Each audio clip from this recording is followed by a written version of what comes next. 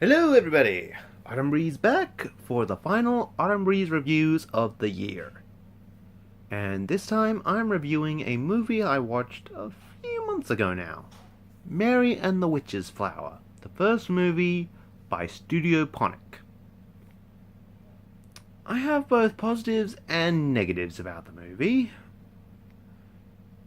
And I will start with the overview before I give my reasons why the movie could have been improved. Okay, so Mary and the Witch's Flower is basically a movie about a young girl who has to move in along with her parents, into the house of her aunt while her parents get new jobs. And one day while she's out in the fields, she comes across a flower, a very unique flower called the Witch's Flower. Something that witches would use as an ingredient in their spells. And she takes it home with her and inadvertently, accidentally smushes one in her hands, and it grants her amazing magical power. The next day, she's exploring the woods again, because, reasons, and she comes across an old broomstick that has been lodged between a whole bunch of roots. And when she touches it, it wakes up and takes her to a wizarding school, a witches and wizarding school, basically a school where witches and wizards learn. Sort of like Hogwarts, but different. And one of the faculty realizes she's got magic potential and mistakes her for a student. Then welcomes her into the school, and Mary goes in.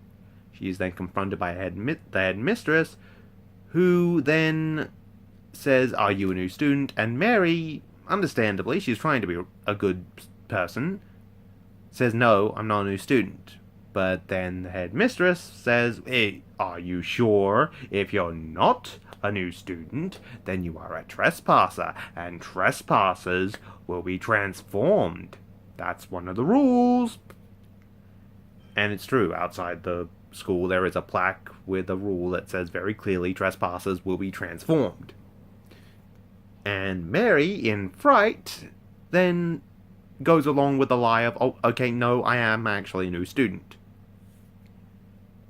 And we then spend several minutes of Mary being shown around the school, being shown everything that she can look forward to, which gives us a chance to see the beautiful animation of Studio Ponic. Which is also not surprising, considering Studio Ponic is a branch off from Studio Ghibli, a successful movie company who have made great ones like Kiki's Delivery Service, Spirited Away, House of Moving Castle, Ponyo, and I could go on because I love Studio Ghibli, but they are not who I am reviewing. Anyway, so the tour ends with Mary having inadvertently displayed a large amount of magical potential when she was just meant to simply use an invisibility spell, and it accidentally creates a tornado because she didn't realize how much magic she was putting into it. She's taken to the headmistress' office, and while the headmistress is sorting out the papers, Mary goes exploring and finds a spell book. The headmistress comes up and, in worry, Mary hides it behind her back and inadvertently says that she knows about the witch's flower because she indicates to the flower on the board that the book was hidden behind, saying she's seen a flower like that, and the headmistress's mood immediately changes. She gets very shifty, very suspicious, and Mary, in a panic, hides the book in her bag. But because the headmistress has seen this, she tells Mary to show her what she's hiding, and Mary, in a panic, because she doesn't want to show the book, because she's scared that she'll be in trouble if she does, gives her a note that was given to her by her aunt, which has the name and address of a boy from Mary's new hometown. The headmistress sends Mary on her way. Mary is about to go to bed that night thinking, yeah, I get to be a student at this magic school, that's cool.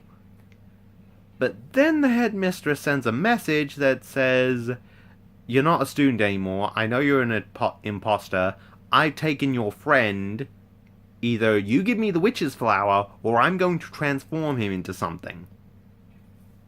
So Mary takes it to takes the witch's flower to the headmistress, and of course the headmistress goes back on her word because she wants to use the witch's flower in an experiment that is going to involve Mary's friend. And Mary has to escape in order to actually save her friend again.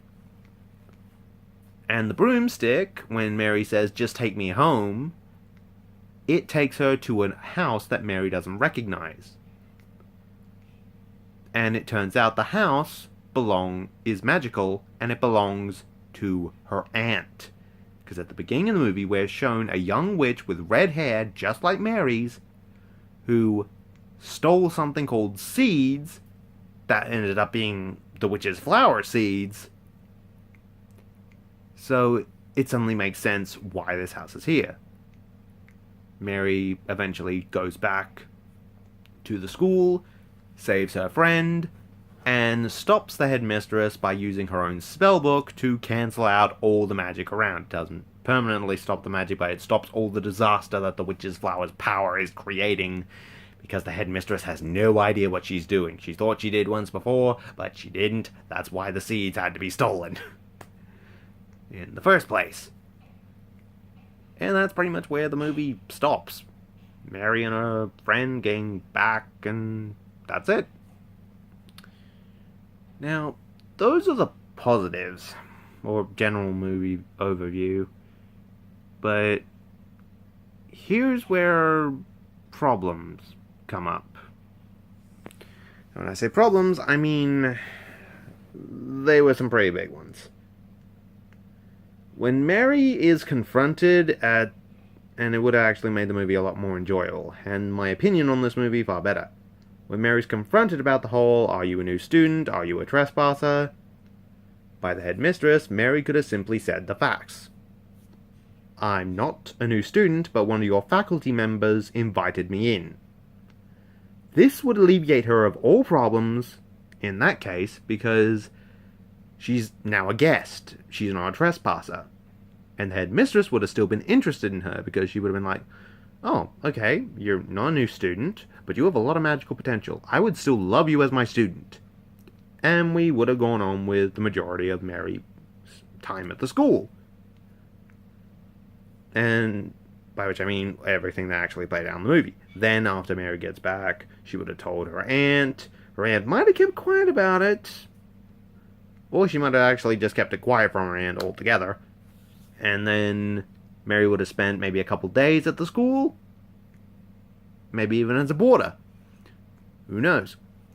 But eventually she would have been found out. Sure, she would have made a lot of friends, but something about the witch's flower is, because Mary is not gifted in magic herself, she needs to constantly keep reapplying the witch's flower. She would constantly need to keep smushing in her hands to get that magic.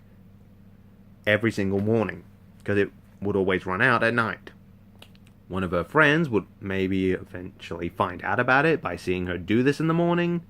They would have inadvertently told the headmistress, and the headmistress would have then moved on with the whole, "I'm gonna use this piece of paper I found from you and use it to kidnap the boy and blackmail you into giving me the witch's flower." And then the rest of the movie pretty much could have gone as it did. In all honesty, there wouldn't have really needed to be anything else to do with it. And the reason I say that is because, yeah, you're seeing a lot of plot holes I'm pointing out here, aren't you? And the most annoying thing about that is, with the whole Mary being a student thing dropped almost instantly, it makes showing us the school pointless. Because we dropped the subject of her being a student maybe a third into the movie. Just shortly after she was agreed to be a new student. I mean, yeah, we go back to the school, but we never see any of the students ever again. Like, the school is just used as a backdrop now. So yeah, that's how you could have improved it, Studio Ponic. I'm glad you made an attempt, but for your first movie, this wasn't all that great. It could have been way better. Anyway, that's my 2 cents on the matter. And that's my whole review of it. I know it's still Christmas somewhere in the world right now, but right now it is Boxing Day here in Australia, and I'm pretty much done. So that's my last review for 2018. I'll see you all in 2019, and until next time, Happy New Year, everybody!